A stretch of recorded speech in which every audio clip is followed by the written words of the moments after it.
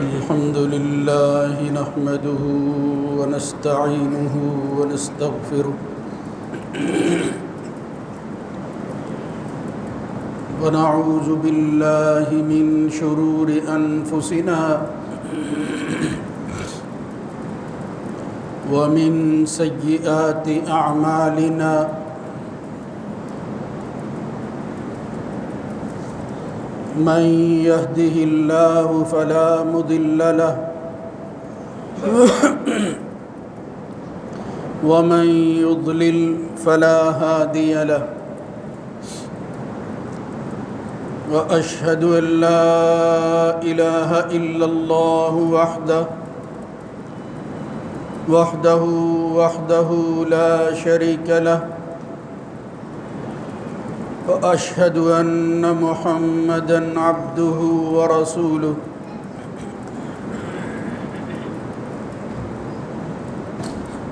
اللهم صل على محمد وعلى آل محمد كما صليت على إبراهيم وعلى آل إبراهيم إنك حميد مجيد اللهم بارك على محمد وعلى آل محمد كما باركت على إبراهيم وعلى آل إبراهيم في العالمين إنك حميد مجيد أما بعد فإن خير الحديث كتاب الله وخير الهدى هدى محمد صلى الله عليه وآله وسلم وشر الأمور محدثاتها وكل محدثة بدعة وكل بدعة ضلالة وكل ضلالة في النار رب أعوذ بك من همزات الشياطين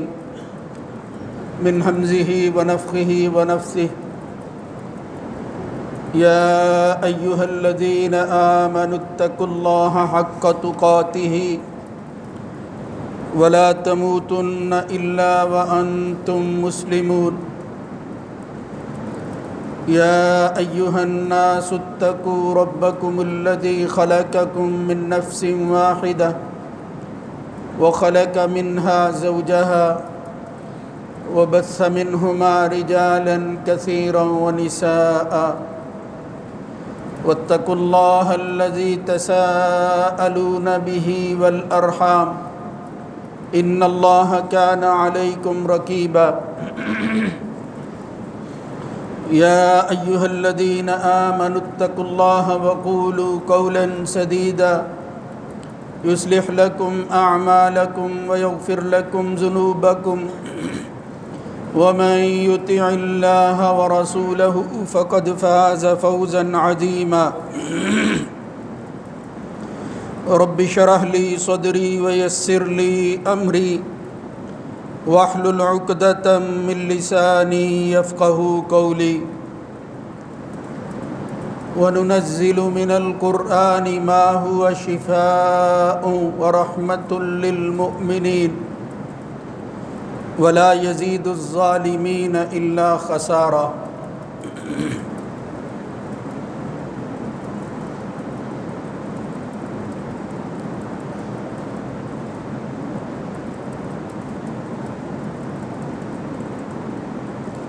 اور ہم قرآن مجید میں تھوڑا تھوڑا کر کے نازل کرتے ہیں کہ وہ مومنوں کے لیے شفا اور رحمت بن جائے اور یہ چیز ظالموں کو سوائے گھاٹے اور خسارے کے کچھ عطا نہیں کرتی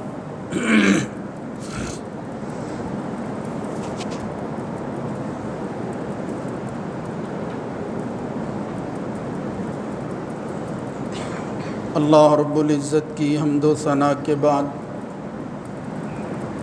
درود و سلام سید الرسل سید ولد آدم جناب محمد الرسول اللہ صلی اللہ علیہ وآلہ وسلم کی ذات گرامی پر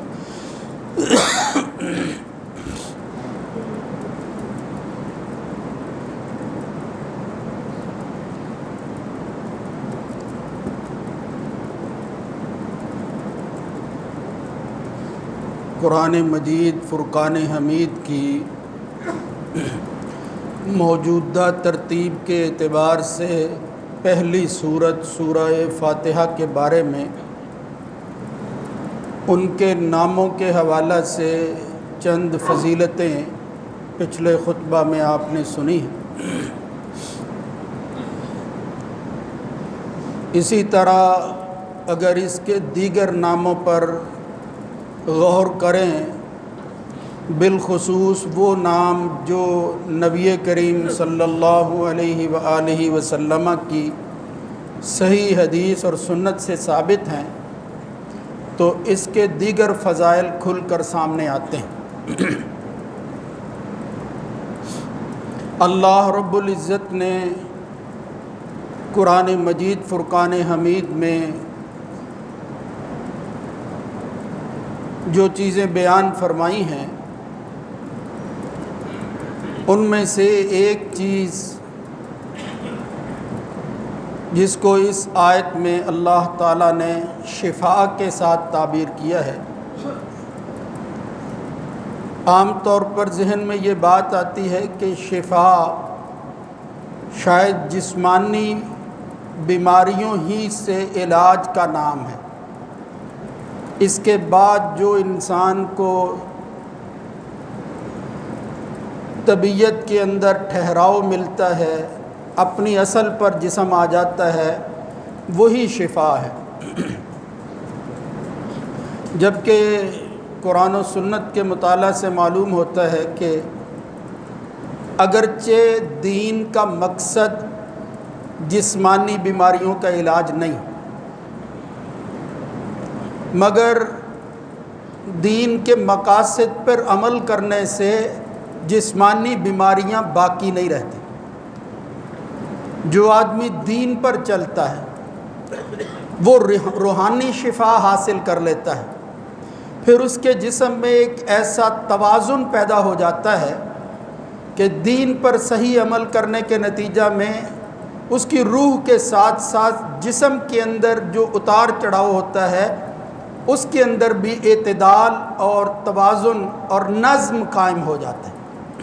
اور انسان پھر جسمانی بیماریوں سے بھی بچ جاتا ہے۔ یعنی جب عبادتوں میں سے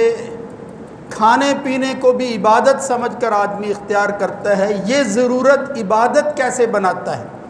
یعنی اس اسوہ حسنہ کے تابع رہ کر کھاتا اور پیتا ہے، تو ظاہر ہے کہ اس کھانے پینے کے اندر بھی دینی رہنمائی جو موجود ہے، اس کے برکات اور اثرات کی وجہ سے بھی انسان کے اندر جسمانی حوالہ سے اگر کوئی نقص پیدا ہوتا ہے تو پھر اس کی برکتوں اور اس کی تاثیر سے وہ نقص بھی ختم ہو جاتا ہے۔ یہ تفصیل طلب مسئلہ ہے، اس کو انشاءاللہ کوشش کیا جائے گی کہ کسی وقت بیان کریں، لیکن وقتاً فوقتاً میں عرض کرتا رہتا ہوں۔ آج صرف ہم فوکس کریں گے قرآن مجید کی اس سورہ فاتحہ یا مقدمۃ القرآن کے حوالہ سے، کہ اس کے ناموں میں سے جو نام میں نے بیان کیے تھے، ایک تو عام نام ہے فاتحہ، ایک دوسرا ہے اس کو ام القرآن کہتے ہیں، یعنی اصل قرآن۔ ایک تیسری بات میں نے عرض کر دی تھی کہ ام القرآن کے ساتھ ام الکتاب کا بھی لفظ آتا ہے، فاتحۃ الکتاب کا لفظ بھی آتا ہے، اور قرآن مجید کی آیت کی روشنی کے اندر خود رسول اللہ صلی اللہ علیہ وسلم نے وضاحت کر دی کہ سبع مثانی، وہ جو تکرار کے ساتھ آیتیں دہرائی جاتی ہیں، اس سے بھی مراد یہی سورہ فاتحہ ہی ہے۔ اس ضمن میں یہ سبع مثانی کے حوالہ سے جناب ابی ابن کعب کی ایک روایت کا میں نے اشارہ تو کیا تھا، لیکن پھر اس کو وقت کی کمی کی وجہ سے دوسری ساتھ جو ہے وہ بیان کر کے کچھ عرض کر دیا، مگر اس میں ایک فضیلت آتی ہے جس سے اس سورت کی اہمیت دو چند ہو جاتی ہے۔ اور پھر میں جو بیان کرنا چاہتا ہوں اس مناسبت سے بھی یہ روایت جو ہے یہ سننا اور اس کو بیان کرنا وہ مفید تر ہے کہ ابی ابن کعب سے جب رسول اللہ صلی اللہ علیہ وسلم نے پوچھا کہ تم نماز میں کیا پڑھتے ہو، تو انہوں نے جب بتایا کہ میں ام القرآن پڑھتا ہوں یعنی سورہ فاتحہ پڑھتا ہوں، تو اس کے جواب میں محمد الرسول اللہ صلی اللہ علیہ وآلہ وسلم نے قسم اٹھائی، والذی نفسی بیدی، قسم ہے اس ذات کی جس کے ہاتھ میں میری جان ہے،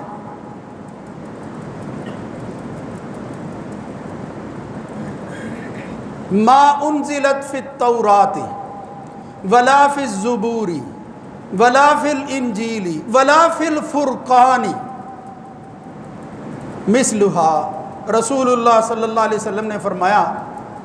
کہ یہ جو ام القرآن سورہ فاتحہ تم نے پڑھی ہے، اس کی مانند، اس کی مثل، اس طرح کی کوئی چیز پہلی آسمانی کتابوں تورات، زبور، انجیل، حتیٰ کہ یہ قرآن اللہ کی آخری کتاب، اس کے اندر بھی اس سورہ فاتحہ جیسی کوئی اور صورت موجود نہیں، اتنی عظمت والی صورت ہے۔ وَإِنَّهَا سَبْعٌ مِّنَ الْمَثَانِي وَالْقُرْآنُ الْعَظِيمُ، اسی کو قرآن عظیم اور سبع مثانی کہا گیا ہے، یعنی وہ قرآن خلاصہ ہے پہلی آسمانی کتابوں کا، اور پھر اس کا خلاصہ اور اس کا نچوڑ اور اس کا مقدمہ، اس کا ابتدائیہ، اس کو پریفیس جس کا نام جس پر دیا جا سکتا ہے وہ کیا ہے؟ وہ سورہ فاتحہ۔ اس سے آپ اندازہ کر سکتے ہیں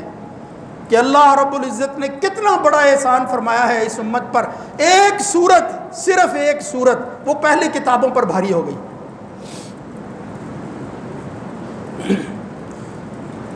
اس لیے اس کی اہمیت جو ہے وہ بیان کرنا اور پھر اس کے پیش نظر عمل والی چیزیں جو ہیں ان کو عمل میں لانا اور پھر زندگی کا حصہ بنانا، وہ اس صورت کے اثرات کو قبول کرنے کے لیے اور پھر اس سے فائدہ اٹھانے کے لیے بہت ضروری ہے۔ تو ان میں سے ایک نام جو حدیث سے معلوم ہوتا ہے وہ ہے کہ یہ صورت جو ہے اس کو نماز کہا گیا ہے۔ میں نے عرض کیا تھا کہ ہم رات اور دن کی نمازوں میں فرائض اور نوافل کے اندر کتنی دفعہ ہر رکعت کے اندر اس کو دہراتے ہیں، اسی لیے اس کو مثانی کہا جاتا ہے، بار بار اور تکرار سے پڑھی جانے والی چیز۔ لیکن نبی کریم صلی اللہ علیہ وسلم نے اس روایت میں جو کچھ بیان کر دیا، فرمایا کہ یوں سمجھو کہ اگر کسی نے نماز پڑھنی ہے تو نماز نام ہے اس سورہ فاتحہ کا، ورنہ نماز نہیں ہے۔ بعض دفعہ جز جو ہے وہ بول کر کل مراد لیا جاتا ہے، اور اس سے مقصود کیا ہوتا ہے؟ اس کی اہمیت کو اجاگر کرنا۔ آپ نے دیکھا قرآن مجید میں آ رہا ہے وَأَقِیمُوا الصَّلَاةَ وَآتُوا الزَّکَاةَ وَارْکَعُوا مَعَ الرَّاکِعِینَ۔ اب نماز صرف رکوع کرنے کا نام تو نہیں ہے، اللہ کیا کہہ رہا ہے؟ وَارْکَعُوا مَعَ الرَّاکِعِینَ، یعنی رکوع کی اہمیت کو بڑھانے کے لیے کہا رکوع کرنے والوں کے ساتھ رکوع کرو، مطلب نماز پڑھو۔ اسی طرح ایک حدیث میں آتا ہے، رسول اللہ صلی اللہ علیہ وسلم فرمایا الحج عرفہ، حج کرنا وہ عرفہ ہے، یعنی میدان عرفات میں جانا، وہاں قیام، بس وہ جو ہے وہ حج ہے۔ مطلب کیا ہے؟ کیا طواف کرنا، سعی کرنا، دیگر جو ہے وہ ارکان ادا وہ حج نہیں ہے، لیکن فرمایا اصل مقصود یہ ہے کہ اس کی اہمیت جو ہے وہ واضح کی کہ اگر کوئی عرفہ میں نہ پہنچا پھر حج کوئی نہیں۔ یہ جز ہے لیکن ایسا جز ہے جو کل پر بھاری ہے، اس لیے فرمایا الحج عرفہ۔ بالکل اسی طرح محمد الرسول اللہ صلی اللہ علیہ وسلم نے ایک حدیث بیان کی، ابو ہریرہ اس کو روایت کرتے ہیں، نبی کریم صلی اللہ علیہ وسلم نے فرمایا کہ من صلی صلاۃ لم یقرأ فیہا بأم القرآن، اگر کسی نے نماز تو پڑھی مگر وہ نماز فاتحہ کے علاوہ ام القرآن کے علاوہ ہے، فہی خداج، 3 بار حضور نے دہرا کر یہ بات کہی کہ اس کی نماز پھر خداج ہے، نام غیر تمام مکمل نہیں ہے۔ آپ ان الفاظ پر غور کریں، سننے والے جب ابو ہریرہ کی یہ روایت سن رہے تھے کہ ابو ہریرہ بیان کرتے ہیں تو انہوں نے پھر پوچھ لیا کہ ابو ہریرہ انا نکون وراء الامام، ہم امام کے پیچھے ہوتے ہیں، اس وقت پھر کیا کیفیت ہے؟ یعنی امام کے پیچھے آپ کہہ رہے ہیں نماز ہی نہیں ہے جب تک یہ ام القرآن نہ ہو، تو یہ امام کے پیچھے والا مسئلہ پھر کیا ہے؟ ابو ہریرہ نے کہا وہاں بھی امام کے پیچھے بھی اقرا بہا فی نفسک، اس کو اپنے جی میں دہرا، امام کے ساتھ اونچی نہیں پڑھنا لیکن اس کو پڑھنا ضرور ہے۔ اور پھر اس کی دلیل بیان کی کہ ابو ہریرہ تم یہ بات کیوں کر رہے ہو؟ وہ کہنے لگے انی سمعت رسول اللہ صلی اللہ علیہ وسلم، یہ بات کو میں اپنی طرف سے تھوڑی کہہ رہا ہوں، یہ ام القرآن کے بغیر نماز جو ہے یہ خداج ہے، غیر تمام ہے، نامکمل ہے، میں نے محمد الرسول اللہ صلی اللہ علیہ وسلم سے سنا۔ پھر بات یہاں ختم نہیں ہوئی، حالانکہ بات کافی تھی، ابو ہریرہ کا حوالہ دینا ہی کافی تھا، لیکن انہوں نے کہا میں نے اللہ کے رسول سے سنا۔ اللہ کے رسول خود بیان کرتے ہیں، اللہ کے نبی نے کیا کہا؟ قال یقول اللہ تعالی، یہ میری بات نہیں ہے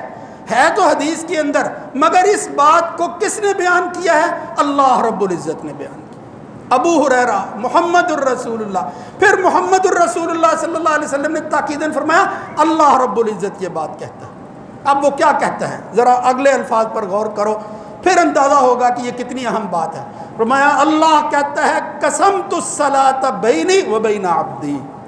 میں نے نماز کو اپنے اور بندے کے درمیان تقسیم کر دیا، کچھ چیزیں بندے کی ہیں اور کچھ اس کے جواب کے اندر میری ہیں، یعنی حقوق کے اعتبار سے، لینے اور دینے کے حوالہ سے، بس نماز جو ہے وہ میں نے تقسیم کی۔ اور پھر آگے بیان کیا کیا؟ حالانکہ کہنا چاہیے تھا کہ آدمی تکبیر تحریمہ کرتا ہے، پھر اس کے بعد کچھ پڑھتا ہے، پھر رکوع میں جاتا ہے، رکوع میرے لیے ہے، سجدہ فلاں کے لیے، یعنی یہ تفصیل ساری بیان کرنی تھی، لیکن کیا کہا؟ اس نماز کی تقسیم کے حوالہ سے بندے اور اللہ کے درمیان کیا چیز ہے؟ فرمایا قسمت الصلاۃ بینی و بین عبدی نصفین، نماز کو دو حصوں میں تقسیم کر دیا ہے بندے اور اللہ کے درمیان، اور اس کی تفصیل دو حصے کون سے ہیں؟ اللہ رب العزت فرماتا ہے کہ جب بندہ کہتا ہے الحمدللہ رب العالمین، آپ دیکھیں کچھ اور نہیں بیان کیا، جب بندہ کہتا ہے الحمدللہ، یہ نماز کی تقسیم کے دو حصے بیان ہو رہے ہیں، بندہ کیا کہتا ہے؟ الحمدللہ رب العالمین۔ اب اس کے جواب کے اندر پھر اللہ کا حصہ کیا ہے؟ اللہ اس بندے کی ان الفاظ کی ادائیگی کے بعد کیا کہتا ہے؟ بندہ کہتا ہے الحمدللہ، تمام تر تعریفیں، حمد کے اصل کوئی لائق ہے تو وہ کون ہے؟ رب العالمین ہے۔ اللہ رب العزت جواب دیتا ہے ہاں میرے حمیدنی عبدی، میرے بندے نے اس کی حمد بیان کی ہے جو لائق حمد ہے، حمیدنی عبدی۔ آگے کیا کہتا ہے بندہ؟ الرحمن الرحیم، یعنی تعریفوں میں وہ کلمے اور صیغے استعمال کرتا ہے جو غیر خدا کے لیے روا ہی نہیں ہے، کسی کو رحمان نہیں کہا جا سکتا، لیکن فرمایا الرحمن الرحیم۔ جب یہ بات سنتا ہے تو پھر کیا کرتا ہے؟ اللہ کی طرف سے جواب کیا آتا ہے؟ اللہ کہتا ہے اثنا علی عبدی، میرے بندے نے میری ثنا بیان کی، اس نے ثنا کے لیے جو کلمے اختیار کیے ہیں، الرحمن کہا ہے، وہ ثنا جو ہے وہ میرے ہی لائق ہے، کسی اور کے لائق نہیں۔ مالک یوم الدین، بندہ کہتا ہے تو پھر اللہ کیا اس کے جواب میں کہتا ہے؟ یہ ذرا تقسیم کو ذہن میں رکھو، بندہ کیا کہہ رہا ہے، جواب کیا آ رہا ہے؟ اللہ فرماتا ہے مجدنی عبدی، میری بزرگی جو ہے اس کو تسلیم کر لیا ہے اس بندے نے، اور اس نے بڑھا دیا ہے میری بزرگی کو، مجدنی عبدی۔ اور پھر کہتا ہے ایاک نعبد و ایاک نستعین، جب یہ کلمے وہ دہراتا ہے اللہ رب العزت کہتا ہے ھذا بینی و بین عبدی، یہ ایک حصہ میرا اور ایک حصہ میرے بندے کا، یعنی اس آیت کے اندر جو ہے وہ میرے اور بندے کے درمیان جو مسئلہ تھا وہ بیان کر دیا ہے، وَلِعَبْدِي مَا أَسَأَلَ، اور میرے بندے کے لیے وہ کچھ ہے جو وہ مانگتا ہے۔ اب اس کی تفصیل آگے بیان کر دی، فرمایا اهْدِنَا الصِّرَاطَ الْمُسْتَقِيمَ صِرَاطَ الَّذِينَ أَنْعَمْتَ عَلَيْهِمْ غَيْرِ الْمَغْضُوبِ عَلَيْهِمْ وَلَا الضَّالِّينَ، یہ جو کچھ ہدایت کے لیے سوال کیا جا رہا ہے، اللہ رب العزت اس کے جواب میں اپنی تقسیم کے اعتبار سے کیا کہتا ہے؟ ھذا لعبدی ولعبدی ما سأل، یہ تو میرے بندے ہی کے لیے تھا، یہ سوال کرنا میرے لائق نہیں ہے، میں سوال نہیں کرتا، میں کچھ مانگتا نہیں ہوں، میں تو سوال کرنے والوں کے جواب دیتا ہوں، مجھ سے مانگو یہ اس نے مجھ سے ہدایت طلب کی ہے، باقی سب کچھ اس کے اندر آ گیا ہے۔ اور اس نے ہدایت کون سی طلب کی ہے؟ اپنی مرضی کی نہیں، نبیوں کی، صدیقین کی، شہداء اور صالحین کی، جن پر اللہ کا انعام ہوا ہے، یا اللہ اس ہدایت پر مجھے چلا دے۔ فرمایا وَلِعَبْدِي مَا سَأَلَ، میرے بندے نے جو کچھ مانگا ہے میں نے اس کو دے دیا۔ میرے بندے کے لیے وہی کچھ ہے، وہ جو 2 نور میں نے عطا کیے تھے کہ اس کے ایک ایک حرف کے بدلہ کے اندر اللہ تعالیٰ انسان کی منشا کو پورا کرتا ہے، بندے نے مانگا میں نے دے دیا۔ یہ تقسیم کی محمد الرسول اللہ صلی اللہ علیہ وسلم نے اللہ رب العزت کی نسبت سے، کہ اللہ تعالیٰ یہ بات کہتا ہے۔ اب اس میں استشہاد یہ ہے کہ نماز کو تقسیم کرنے کا ذکر کیا، بیان کیا کیا؟ سورہ فاتحہ کو بیان۔ اس کا مطلب ہے کہ نماز نام ہے سورہ فاتحہ۔ اگر نماز کے اندر سورہ فاتحہ نہیں ہے، کسی بھی حالت کے اندر، انفرادی نماز ہے، نفلی نماز ہے، فرضی نماز ہے، اس کی نماز نہیں، صلاۃ نہیں ہے۔ وہ صلاۃ پھر جو ہے وہ اس کو کوئی اور نام دیا جا سکتا ہے۔ اللہ نے جس صلاۃ کو تقسیم کیا ہے اپنے اور بندے کے درمیان، وہ سورہ فاتحہ ہے۔ اس لیے میرے بھائیوں، اس سورہ فاتحہ کو پڑھنا اور پھر اس سے فائدہ اٹھانا، اس کے فوائد میں اس کو دہراتے رہنا، وہ چیزیں جو دیگر احادیث میں آتی ہیں کہ اس سورہ فاتحہ کے ذریعے حاصل ہوتی ہیں، وہ انسان کو اس وقت حاصل ہوتی ہیں، وہ مرض لاحق ہو یا نہ ہو، لیکن اللہ رب العزت جو ہے اس کی وجہ سے وہ چیزیں عطا کرتا رہتا ہے، ملتی رہتی ہیں، اس کے فوائد سے بندہ محروم نہیں رہتا۔ اور وہ کیا ہے؟ ایک حدیث کے اندر آتا ہے، صحابی بیان کرتے ہیں کہ ہم جو ہے اتوا علی حی من احیاء العرب، ایک عرب کے قبیلوں میں سے ایک قبیلے کی طرف ہمیں بھیجا گیا، ہم وہاں پہنچے، فلم یقروہم، مگر وہاں ان کے قبیلے کے لوگوں نے اس لشکر کی خاطر تواضع نہ کی، کوئی مہمان نوازی نہ کی، پوچھا نہیں کہ بھائی تم مسافر ہو، کوئی چیز جو ہے وہ تمہیں ضرورت تو نہیں ہے۔ یعنی یہ حق ہے آنے والے کا کہ متعلقہ لوگ پوچھیں کہ بھئی آپ کی کوئی ضرورت تو نہیں ہے۔ یہاں بھی ہم کسی اجنبی کو دیکھتے ہیں تو اس سے پوچھ لینا چاہیے کہ اس کی کوئی ضرورت، اس کی خاطر میں کیا کر سکتا ہوں، یہ نیکی ہے، یہ حق ہے اس کا، مگر انہوں نے کوئی توجہ نہ دی۔ اب ہوا کیا؟ اذ فبینما ہوا کذالک اذ لدغ سید اولئک، اللہ کی طرف سے دیکھو جب معاملات ہوتے ہیں تو پھر اللہ کے فیصلے اس طرح کے ہوتے ہیں۔ جب وہ صحابہ کی جماعت وہاں پہنچی تو وہاں وہ ایسے بے رخ قسم کے لوگ جنہوں نے پوچھا تک نہیں تھا، ان کے سردار یعنی اس قبیلے کے بڑے کو کوئی چیز جو ہے وہ ڈس گئی، وہ سانپ بھی ہو سکتا ہے، وہ بچھو بھی ہو سکتا ہے، بہرحال اس کو جو ہے وہ تکلیف پہنچائے، زہر کے اثرات جو ہے وہ اس کے جسم میں پیدا ہو گئے۔ وہ بڑے پریشان ہوئے کہ سردار جو ہے اس کو کوئی چیز ڈس گئی ہے، اب اس کا علاج کیا ہے؟ آخر انہوں نے کہا کہ یار یہ لوگ جو ہیں یہ باہر سے آئے ہیں، ان سے پوچھو۔ یعنی اپنی انہوں نے کوشش کر لی مگر اثرات جو ہے زہر کے ختم نہیں ہو رہے تھے۔ پھر انہوں نے آ کر پوچھا بھئی تم میں سے کوئی ہے، حل منکم من دائن من دوائن او راقن، تمہارے پاس کوئی دوا کوئی علاج ہے یا کوئی دم کرنے والا ہی بتا دو۔ یعنی عربوں کے ہاں، اور ویسے بھی جب سے یہ کائنات بنی ہے، یہ احادیث کے باب سے پتہ چلتا ہے کہ طب والرقا، یعنی یہ ایک ہے علاج کرنا طب کے ذریعے، یعنی آپ کسی مرض کا علاج کرتے ہیں اپنے اس فن کے ذریعے جس کو طب کہتے ہیں، یعنی وہ چیزیں کہ جو اللہ تعالیٰ نے پیدا کیے ہیں ان کو اس طرح مکس کر کے مرکب بنانا جس سے انسان کو فائدہ حاصل ہو جائے، یہ طب کا معاملہ ہے۔ لیکن ساتھ ہی وہ کہتے ہیں رقا۔ نبی کریم صلی اللہ علیہ وسلم کے زمانہ میں جب حضور کی بعثت ہوئی ہے اس وقت بھی یہ چیز عام تھی،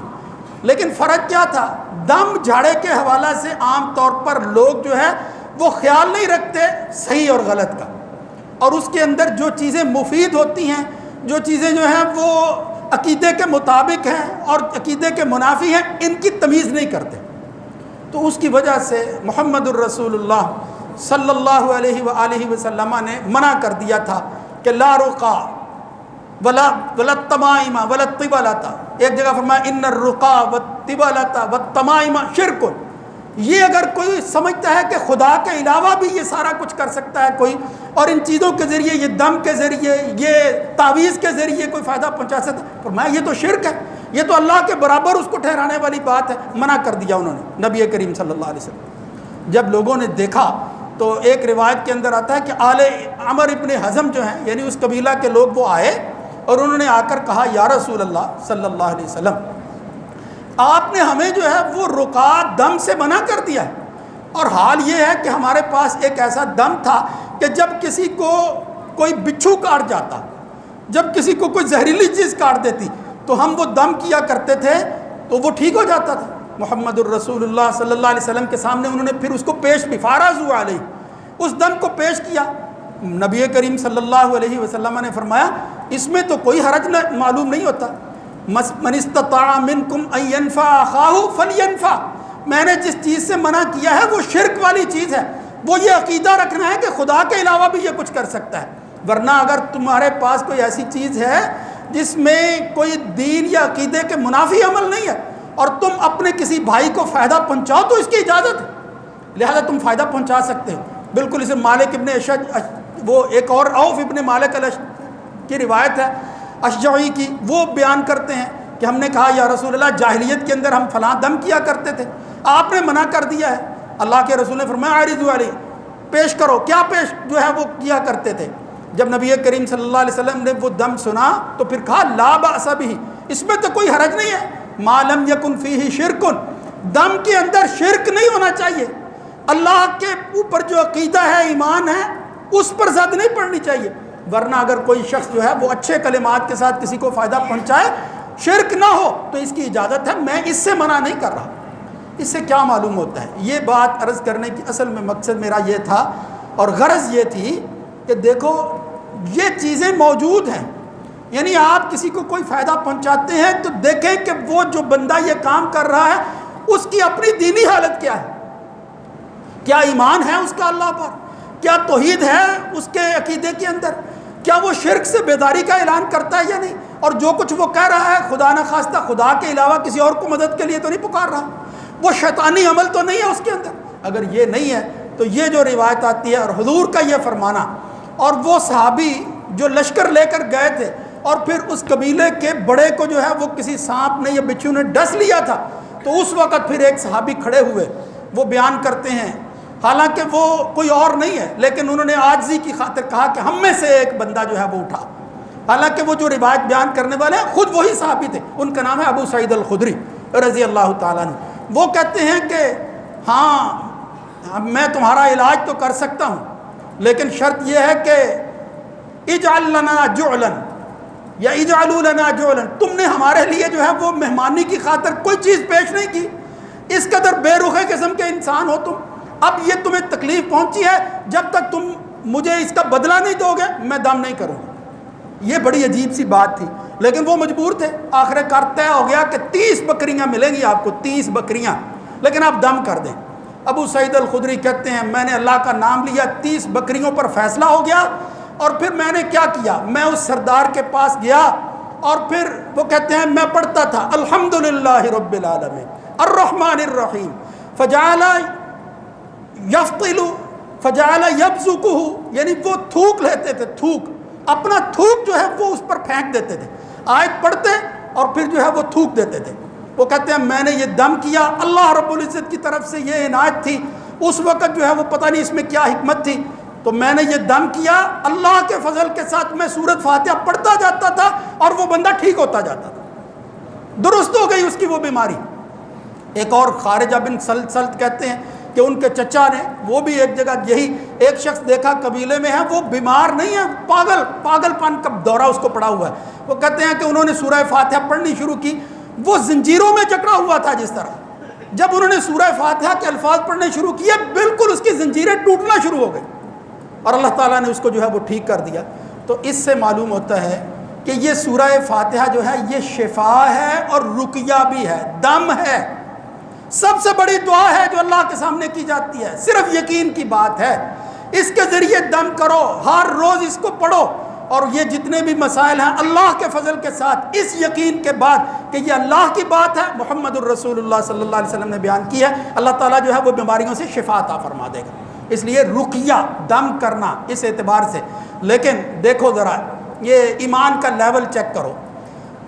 اور پھر اس میں جو مسائل نکلتے ہیں میں ایک اشارہ اس کی طرف کر دیتا ہوں ورنہ باتیں کئی نکلتی ہیں۔ یہ جو عمل کیا تھا سورہ فاتحہ کے ساتھ ابو سعید الخدری نے اپنے اندازے کے ساتھ کیا تھا، اللہ کے رسول سے کوئی بات نہیں سنی تھی، اس سے کیا معلوم ہوا کہ اگر کوئی اچھی بات آدمی اپنے طور پر سمجھتا ہے اور عمل کر لیتا ہے اور پھر اس کو تائید مل جاتی ہے کہ دین کسی جگہ اس سے منع نہیں کرتا، قرآنی آیت کو پڑھتا ہے، بالخصوص سورہ فاتحہ پڑھتا ہے، اس کی تو تصدیق ہو گئی۔ اس کے علاوہ بھی اگر کسی کے تجربے کے اندر کوئی چیز ہے، شرک نہ ہو، دین منافی کوئی عمل نہ ہو، اس سے معلوم ہوتا ہے آدمی اگر وہ کر لے، اللہ پر یقین کے بعد جو ہے وہ پھر فیصلہ کر کے دم کر دے، اللہ تعالیٰ جو ہے وہ شفا عطا فرماتا ہے، اور یہ حرام نہیں ہے، اس کو حرام نہیں کرنا چاہیے۔ لیکن جو میں بات عرض کرنا چاہتا ہوں وہ کیا ہے، وہ یہ ہے، جب وہ بکریاں لے کر آئے تو باقی صحابہ کہنے لگے ہم بکریوں کو نہیں کھائیں گے، ہم ہاتھ نہیں لگائیں گے جب تک کہ اللہ کے رسول کے پاس نہ لے جائیں، اور پھر پوچھ نہ لیں کہ یا رسول اللہ صلی اللہ علیہ وسلم، یہ ابو سعید خدری نے جو کچھ کیا ہے، یہ بکریاں لے آیا ہے، کیا یہ کھانی ہمارے لیے جائز ہے؟ جب نبی کریم صلی اللہ علیہ وسلم کے پاس یہ سارا واقعہ آیا، حضور نے ابو سعید خدری سے پوچھا وما درائیتا، تجھے کیسے معلوم ہوا کہ انہا رقیہ، اس میں جو دم تھا تجھے کیسے پتہ چل گیا؟ تو مطلب یہ تھا کہ تعریف کی کہ دیکھو قرآن مجید کی اس صورت کے ذریعے جو کچھ تم نے کیا ہے، اپنے طور پر جو تم نے فیصلہ کیا ہے درست فیصلہ کیا تھا، یہ واقعتاً دم ہے، اس میں شفا ہے، اس کے اندر اللہ تعالیٰ نے جو کچھ رکھا تھا اس کی وجہ سے مسلمان نہیں، وہ کافر علاقے کا کافر جو ہے وہ سردار، اللہ تعالیٰ نے اس کو بھی صحت عطا کر دی، اس لیے اس کی تاثیر سے انکار وہ نہیں کیا جا سکتا۔ لیکن جب بکریوں کا معاملہ آیا، محمد الرسول اللہ صلی اللہ علیہ وسلم نے فرمایا طے کر لو اگر کسی کے ساتھ، ان احق ما اخذتم علیہ اجرا کتاب اللہ، سب سے زیادہ اگر تم کسی بات پر کسی سے طے کر کے کچھ لینے کے حقدار ہو تو وہ تو اللہ کی کتاب ہے، کوئی حرج نہیں ہے۔ لہذا فرمایا اصبتم، تم نے درست کیا ہے، یہ بکریاں لینا ناجائز نہیں تھا۔ اور پھر ساتھ ہی کہا اقسموا لی واضربوا لی سہما، اس کو تقسیم کرو اور اس میں سے میرا نبی ہونے کی حیثیت سے جو حصہ بنتا ہے وہ بھی مجھے دے دو، یعنی تم بھی کھاؤ میں بھی کھاتا ہوں۔ تو دین اور شریعت کے اندر جو ہے وہ اس سورہ فاتحہ کے ذریعے کیے ہوئے عمل کے نتیجہ میں صحابہ نے جو ہے وہ بھی پھر اجرت لی ہے، محمد الرسول اللہ صلی اللہ علیہ وسلم نے اپنا حصہ بھی وصول کیا ہے۔ یہ مسئلے کی بات تھی، بعض دوستوں کو یہ بات اچھی نہیں لگتی اور وہ یہ سمجھتے ہیں کہ شاید بعض لوگوں نے یہ ڈھونگ بنایا ہوا ہے۔ یہ ٹھیک ہے، اگر کسی نے دین کے نام پر اللہ کا نام لے کر ڈھونگ بنایا ہے، بھئی وہ مجرم ہے، اللہ پوچھ لے گا، لیکن آپ ظاہر کو دیکھیں، اس کے مطابق اگر وہ اللہ کا نام لیتا ہے، کوئی ایسی بات نہیں کرتے، ظاہر اس کا بتاتا ہے کہ وہ دین کو ماننے والا، ایمان اور یقین کے ساتھ زندگی گزارنے والا ہے، تو پھر اس سے علاج کروانے میں کوئی حرج نہیں ہے۔ اللہ رب العزت یہ چند باتیں جو سنی سنائی ہیں عمل کرنے کی توفیق نصیب فرمائے۔ اب ہم اپنی زندگی کے اندر جب بھی کوئی تکلیف ہو تو سب سے پہلے اس رقیہ، اس شفا کو جو ہے وہ استعمال کریں گے، باقی چیزیں جو ہیں وہ بعد میں اختیار کریں گے۔ اقول قولی ھذا استغفر اللہ لی ولکم ولسائر